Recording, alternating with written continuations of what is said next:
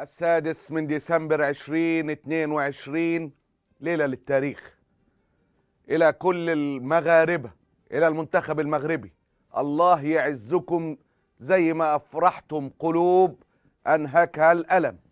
الله يعزكم ويسعدكم كما أسعدتم أمة منهكة ورسمتم على شفاهها فرحة نسيتها كثيرا.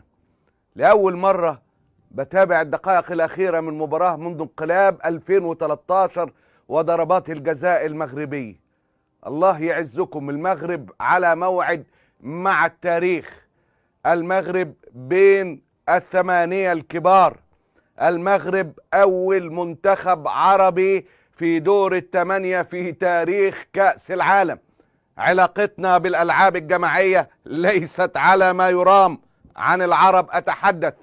المغرب أول منتخب عربي بين الثمانية الكبار في كأس العالم. المغرب كما كانت أول منتخب عربي يتأهل لدور ال16 في تاريخ المنتخبات العربية، أيضا المغرب وفي قطر وش السعد بترسم البسمة على شفاه مئات الملايين، على أمة من المحيط إلى الخليج لا تستطيع هذه الليلة أن تفرق بين المغربي والجزائري والتونسي والموريتاني والصومالي والمصري والأردني والسعودي والإماراتي والكويتي والقطري. كلهم عرب، كلهم صرخوا الله أكبر مع هذا الانتصار. ألف مبروك للمغرب هذه الليلة التاريخية. الله يعزكم ويفرحكم كما فرحتم هذه الأمة ورسمتم تلك الفرحة. والله ما شفت دقائق من مباراة بقول لك من سنة 2013 إلا اليوم.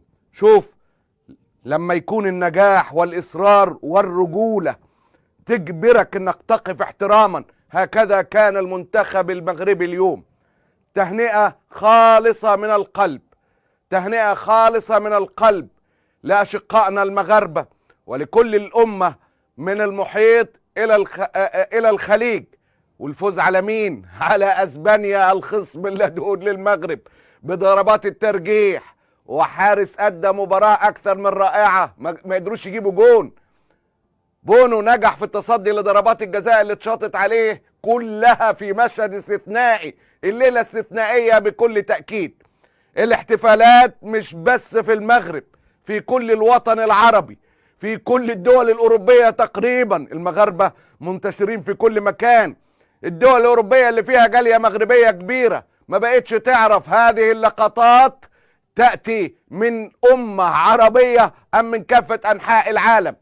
ألف مبروك للمغاربة هذه الليلة العربية الخالصة، بسمة وسط بحار من الألم.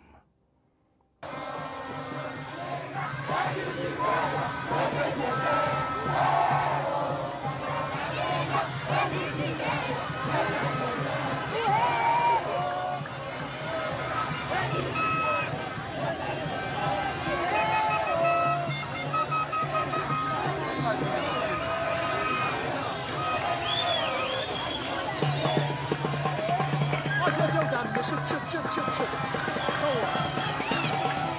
ماني غنمشيو نتصور غنفتح نبانو في الكاميرا. في لحظات هذا المنتخب البطل نسانا الألم والدموع وخيبات الأمل. في لحظة هذا المنتخب الذي لم يخسر، كمان هو أول منتخب يصل افريقي يصل لدور الثمانية من غير اي خسارة في مبارياته السابقة. المغرب النهاردة تثبت اننا قادرون. ربنا يوفقهم.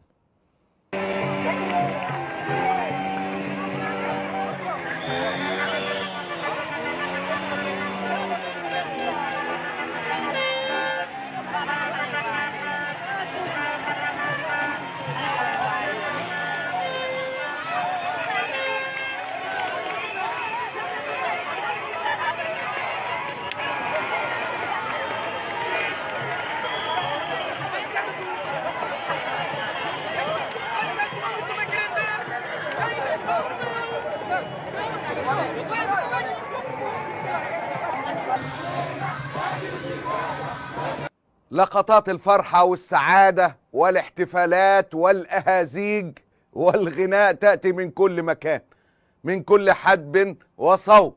فلسطين فلسطين فلسطين اللي الجماهير المغربية لم تنساها لا أوقات القحط ولا أوقات النصر.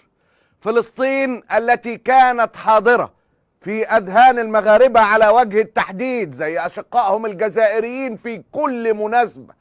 فلسطين التي لم ينساها المغاربة في لحظات يعني تذهب بالعقول، لكن بقيت فلسطين وأعلام فلسطين والدعاء والغناء لفلسطين عنوان رئيس في مشوار هذا المنتخب الكبير، واللي بنتمنى من كل قلوبنا أن يكمل المشوار، وهو بإذن ربك قادر على هذا. الاحتفالات كانت في فلسطين أيضا.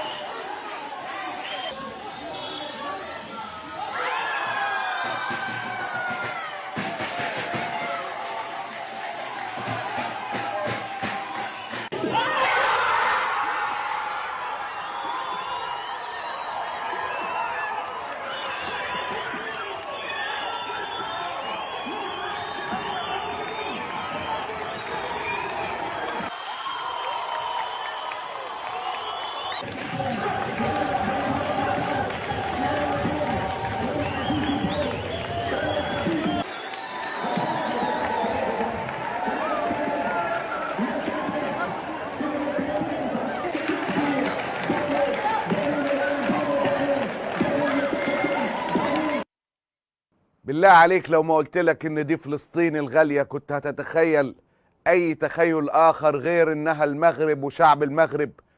تحية لفلسطين، تحية لارض الابطال والمكافحين والصابرين والقابضين على جمر الحق.